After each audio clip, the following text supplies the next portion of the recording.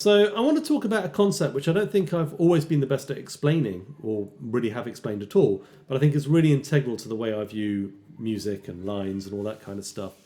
And that's the concept of like what's an important note and which notes are simply, passing tones, chromatic ornamentation, that kind of stuff. And this bears discussion, I think, just to make sure that people understand where I'm coming from and maybe can make these decisions themselves. So I think quite a useful definition comes from Heinrich Schenker, of all people, who says quite simply, I think it's him anyway, please post in the notes below if if it isn't. But I think basically his idea was that if a single note line moves by step, for instance in a scale, that's heard as melody, whereas if it jumps,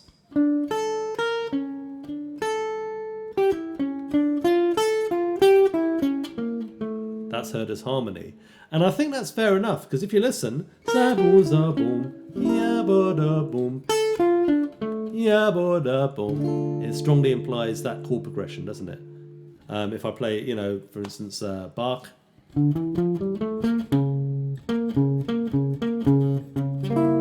that implies that, or this, right?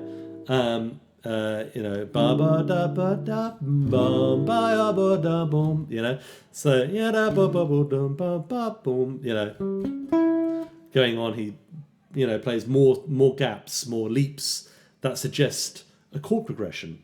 In the same way that if I play the that implies obviously a G major chord. So this makes sense, I think. And I think it can really help with jazz lines. So I'll give you a few examples. So here's a very simple, I think this is a Charlie Christian lick, if I remember correctly.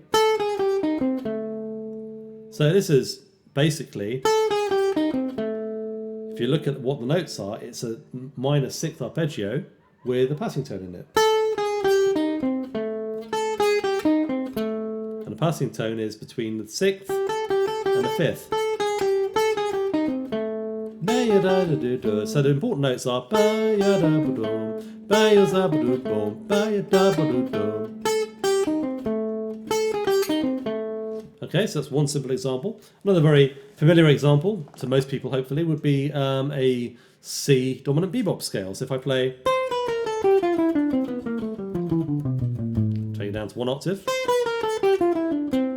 that note is just a passing tone. It doesn't have any harmonic significance. It's just passing tone, like rhythmic filler between 1 and 2 and 3 and 4 and 1. It's just between the 1 and the flat 7. Now we could replace it with another note which would have the same function.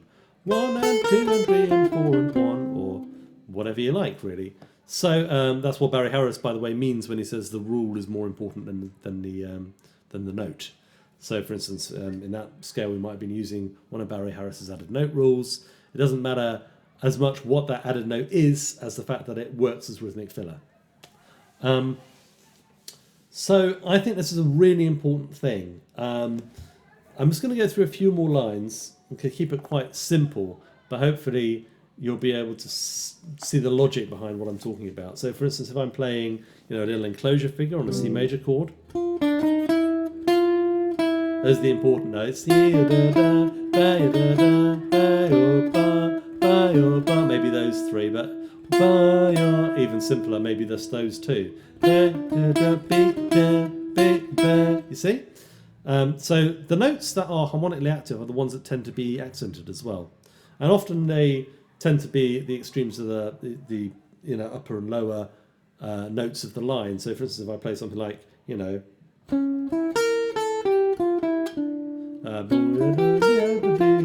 maybe that one. Those two notes are definitely important to the harmony. And these notes are important as well. Obviously,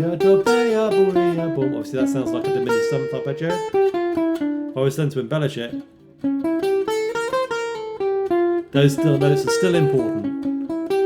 Even though I put like a semitone below that note and then a little turn. I came down in contrast, this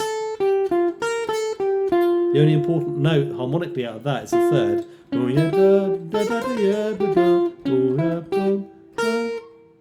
Those are the only important harmonic notes, right?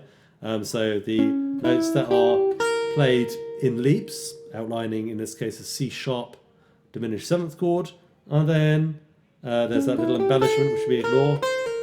That's harmonically not important. It's like a little enclosure almost. And then we just have that stepwise walk down, which isn't important until we get to the third. Okay, and that's how like you can actually have almost the sound of a chord progression going on with a single note line. Give some more examples.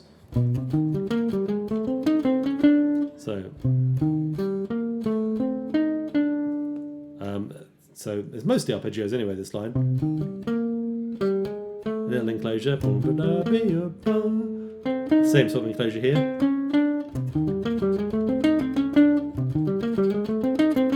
Now, a lot of the time, these passing notes are designed to really give you a certain rhythm. So, and it ends on the upbeat, this particular phrase. 1 2 and 3 and 4 1 2 3. So that ends on the and. 1 and 2 and 3 and 4 and 1 and 2 and.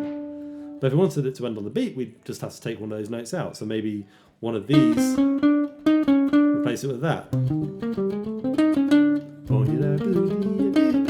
The same way, maybe this phrase that we had earlier, we could go, changes the rhythmic impulse a bit.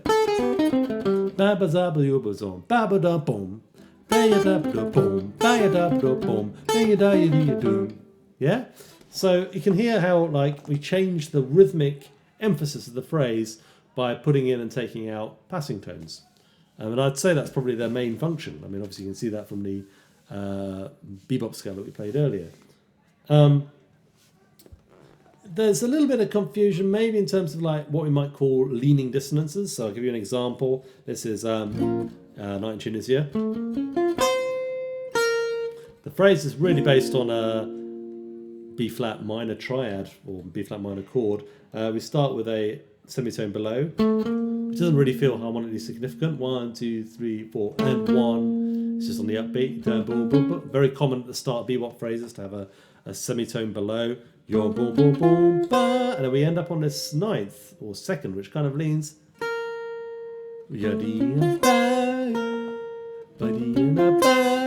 So that definitely adds something. You can't say it's not harmonically important, and I honestly think that's where the idea of extensions comes from. For instance, a lot of the so-called extensions in Stella by Starlight are just like leaning notes like that. You know,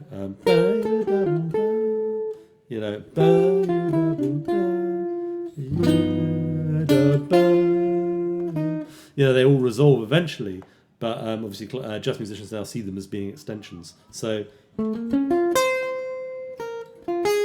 then yeah,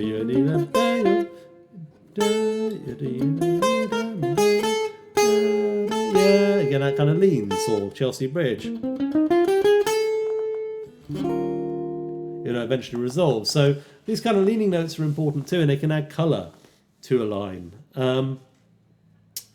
Anyway, I hope that it makes some sort of sense. I know it can be a little bit confusing to tell the difference between the two things, between harmonic notes and notes which are simply passing. But I think that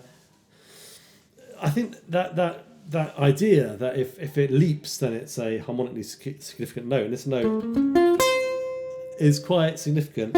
You're making a thing of it, whereas if we were playing something like this, it wouldn't be so important, right? So it's between two other notes. Is really helpful, because I think that's how your ear picks up on things. You go, oh, that's that note. Whereas if it's between two other notes, it's not so clear. And it's a very simple little concept, but it works. And as long as you realise that the function of these sort of little in-between notes, for instance, we changed Night in Tunisia.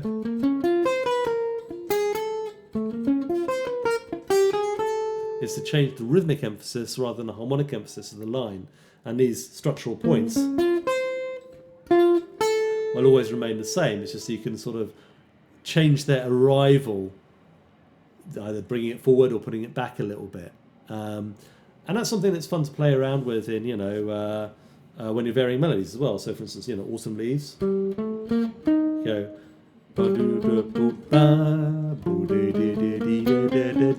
You can muck with people's expectations a little bit if they know how it sounds, So once they've heard,